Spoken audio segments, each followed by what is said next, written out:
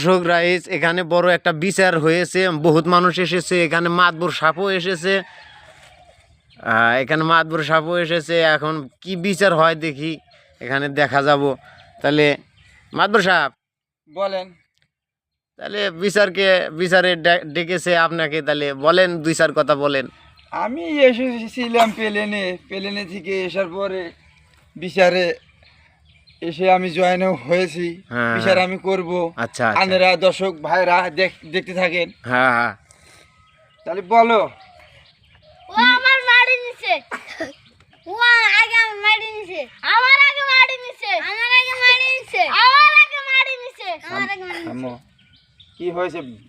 তুমি চ্যালেঞ্জ বলো, তুমি বলো। আমি মারি নিতেছি, ওনতার আমার মারি কাইরা নিয়েছে। হাসা বলেছে?